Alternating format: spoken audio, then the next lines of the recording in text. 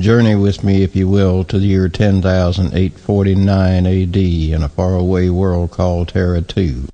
Alyanna is running quickly in the dense forest of Trian, relishing the cool night air and the exhilarating feeling of freedom that running always seems to give her.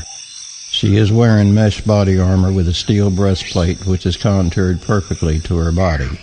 Her shield is in her left hand, sword in her right, and bow and arrows are strung across her back. Her battle helmet cameos her face, and her long red tresses flow in the breeze behind her. In the distance, the sound of an omega can be heard, signaling the winged creature of the night has caught his prey. Spring is fast yielding to the warmth of summer, but the forest, even in full summer, is always cool. Alyanna can hear the soft padded steps of Katrin running just behind her, and she feels a sense of inner comfort in knowing this felt beast is her friend and ally, and would, as she had done many times in the past, fight alongside her against any dangers that might confront them. Theirs is an alliance otherwise unknown on Terratoo, but since the night Johnson had saved her and thereby saved Katrin from the Greebar, she and the Tigre had been inseparable friends.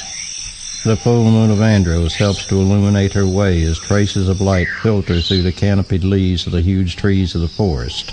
The forest has been as a second home to her since childhood. She knows the trodden paths well and has no difficulty finding her way even on the darkest of nights. Alyanna runs even faster as she exits the forest onto the grass-covered plain of Jamor. In the distance and to her left she sees the ancient pyramid sitting at the base of the snow-capped Tres Hermanas Mountains. To her right and much closer is the walled city of Solemn, home to over 100,000 people. Overhead, the full moon of Andros shines brightly, illuminating the plain as if it were daytime. Alyanna pauses momentarily to survey the scene in front of her, then continues to run with Katrin now fully visible at her heels. A blue beam of light suddenly streams from the heavens toward the ancient pyramid. The pyramid disintegrates in a blinding flash of light. Alyanna drops instantly to one knee, shield and sword raised to defend herself. Within seconds, the blue beam fades away, leaving only debris from the once massive pyramid slowly settling to the ground. Seconds later, the ear-deafening roar of the explosion reaches her.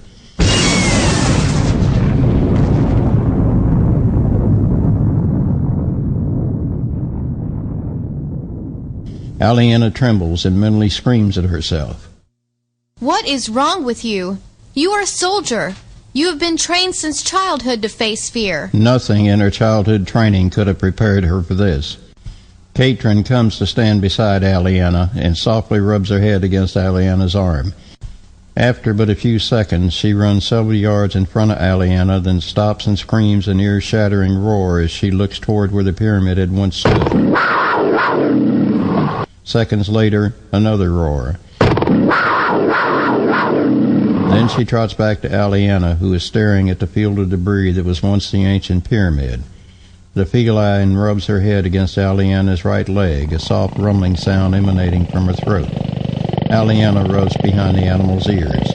Rising slowly to her feet, she regains her composure. I don't know what we have just seen, Katrin. We must hurry into the city. Alyanna runs across the plain with Katrin bounding by her side. As they near the city, massive gates swing open to allow their entry. Armed guards stand lookout on the city walls. Alyanna and Katrin enter the gates. Ahead can be seen the massive city that stretches more than a mile in each direction. Pandemonium is everywhere, with people screaming and crying, many on their knees with clenched hands, praying to whatever gods they believe in. Alyanna continues running, with Katrin now in front of her.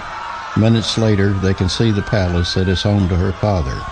As they reach the palace, they run up the 20 or so steps that lead to the entrance. 2 armed guards stand aside to allow their passage. Each stare at Katrin, fear in their eyes at the sight of the large animal. Alyanna and Katrin, stride unbroken, run down the hallway that leads to the great room. The hallway is over 20 feet wide and 200 feet long, with magnificent hand-carved wooden columns on each side, reaching 20 feet to the ceiling. They pass several doors on either side that lead to different areas of the palace. Ahead of them lies a double door, again guarded with 1 soldier on each side. Each opens a door that stands quickly aside, giving them a wide berth. Alyanna continues running, with Katrin now a pace behind her, until she is Sample complete. Ready to continue?